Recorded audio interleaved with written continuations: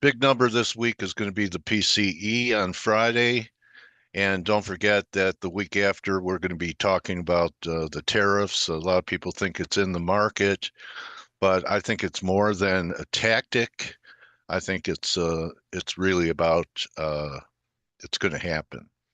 And we'll see if the market is wrong-footed. We had a um, real, uh, I would call it mini crash Friday, right? So we're bouncing back a little. And okay, let me just go to the charts here. So let's start off with the German elections. And, I've been talking about this 105 level that I need closes over 105 for a continuation of trend. And it looks like last night there was a relief that the center right party won, but that just gave into selling. So, people that had their stops over these highs are gone, and now the euro's coming off. So, I had a feeling technically that that could happen in euro because of the fact that we had two drives in the dollar last week. And I said the second drive was a cover your dollar shorts, that, it's not a reversal signal. And there we go. We had our third drive here. So I'd be real careful being bearish a dollar right now in front of these tariffs. If there's big retaliation, there could be another big move in the dollar. So, it's the first time I've been flat since here. Okay. So, this was the last tariff episode, and this was just the announcement on them. And then they got delayed 30 days. So, the market might be worried about what happens here, and we'll see. The other potential factor may be that yields might be getting close to, they've relented quite a bit in the 10-year from where we were. We went, look at the daily because a very important level could come into play this week. And, yields are going to play a big part in currency action. So I've been talking about this 434 level. If you look left, you'll see how important it is. It was really a prior high before. So you could see, look at this all the way back into, February of 24 and even further back, how this has been a very important pivot for the 10-year yield. It's my contention that whether we hold here and start turning up again, or maybe even try 420, that this is not the high of the move in the wave in yields.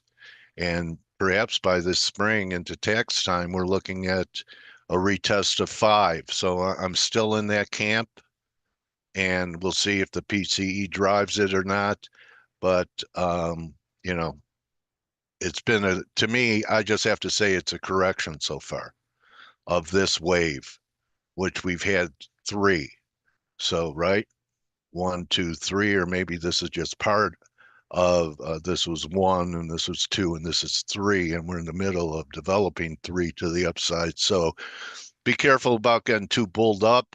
The gold tried, in fact, did make new highs here today. Let's see if we took out prior highs. That would be a pretty negative signal. I told most people to lighten up on their miners, because if we had a correction in gold and then we have a correction in the market, some type of risk off move, that the shares would be affected. So anyway, look at this candle we're getting right now. Looks like a short, but your preferred short is silver. Silver still looks negative, even more negative to me. I was saying this all last week. There's going to be people trying to buy it at 31 and a half, and then 30 and a half is a big uptrend line.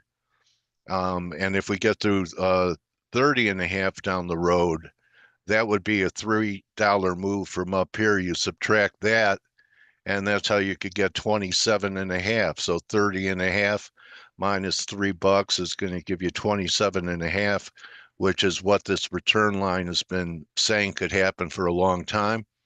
So I'd be careful. And look what happened to a lot of the miners on Friday, especially the silver miners, but the gold, look what happened to Newmont Friday.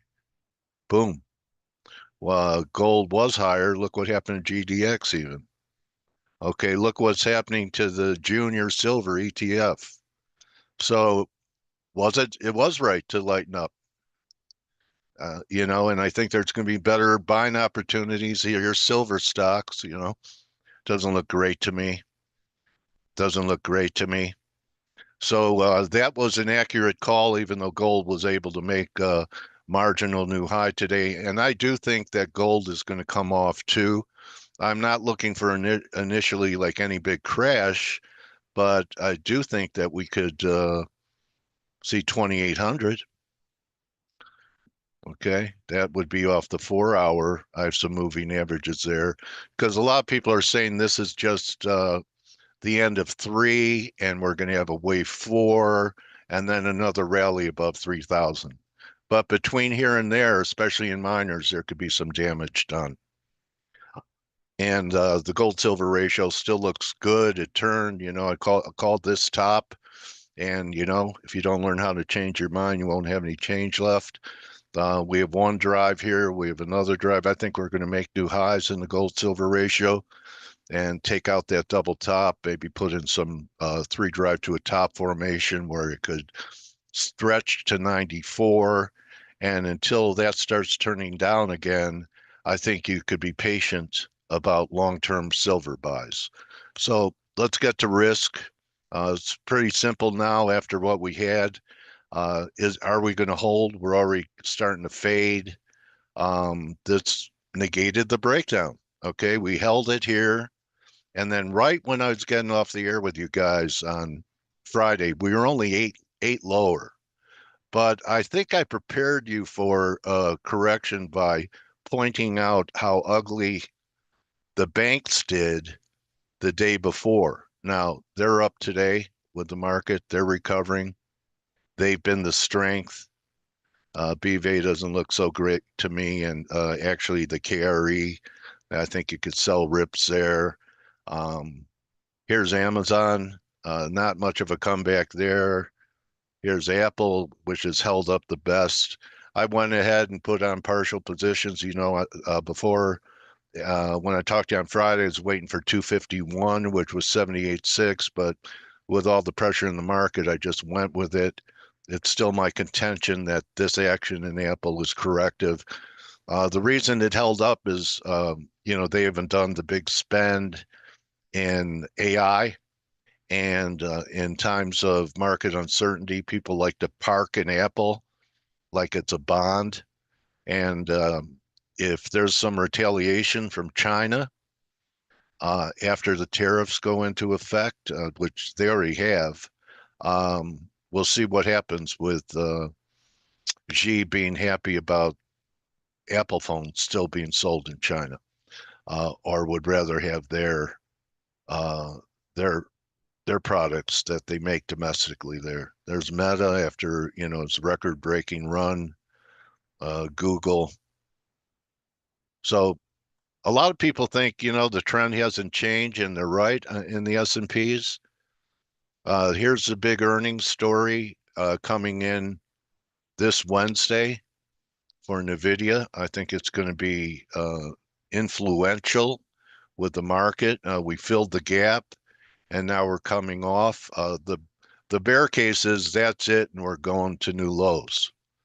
The bull case is we fill the gap or get some type of ABC to 28 or 26, 27, and then we blow again to new highs. So we'll see how that reacts. And it's also time to start keeping an eye on energy because we're on the verge of a pretty important breakdown here, holding 70. So you just take the range just from here, call it 73, 70, and that's going to give you 67. And viewers know that have been following me for a long time that I've had this weekly line in here in crude for over a year. Okay, so this line, it didn't get to it here. I think that we could get to it on the next sell-off, and that would take crude down to about 62. And by then you'll have all the stops of every long taken out, especially take out these 66 longs. And I think there might be a good spec on a geo trade from down there. So that's what I see. I hope the explanations are giving you an edge. My question to all of my listeners, I want you to think about it and write it down under the video. Tell me, what is your edge? Everyone needs an edge in trading. Okay, you guys know what my edges are. 3 drives, RSI, and I do a lot of intelligence gathering as a host, and I talk to a lot of people. I have a pretty big network of sharing ideas with people, and that's what TradeGATEHub can do for you guys. You need to come in here and check it out. I'm going to show you that Mike's probably already has in 15 minutes with the market opening, probably already has trade ideas that he's already executed. So here's a look at it. Okay. He's in a meeting, but look at all this content. He really gets our community prepped. Okay. Prep for the week. On Mondays are an important day. So, okay. Apple announced a big investment. Okay. I'm short. Um, See this? Look, some of the best people he has a great curated Twitter list that he shares in here in TradeGATEHub, as well as option flow from the Jesus feed, where you get sweeps and you get wise guy option trades. They're excellent tells. Learn how to follow where stocks are taking calls for being long, and when stocks are taking puts, what might be a decent selection for a short. So let's have a great week, everybody. Be careful with your miners here. And the way I look at S&Ps right here, even though we're not bouncing, and maybe we won't, but it's pretty simple. You have a very clean pivot at the 61 level. Okay. Look at the week it had. That's not a good week. And how it finishes the week is going to be pretty important, because we could end up with a monthly reversal. And let's see, January, February. We would need to see March for a quarterly, but we could end up with a monthly reversal. Let's take a quick look at it.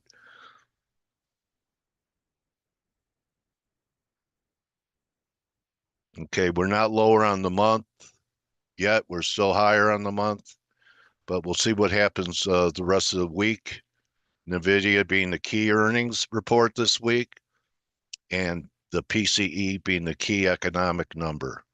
And then next week, it's going to make those numbers look like nothing when we see what happens with Canada and Mexico when the tariffs go into effect. So that's a wrap for me. I'll see you in the room. Come into TradeGATEHub. It's free. There's a lot of good traders in there, a lot of good content. Could be part of your intelligence gathering. And if you want to participate, post your own stuff and let people react to it. And when you post your own stuff, you post your best because you feel accountable. You don't just put junk up there.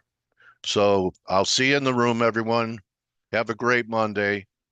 I have another interview lined up Wednesday. It's going to be a dandy.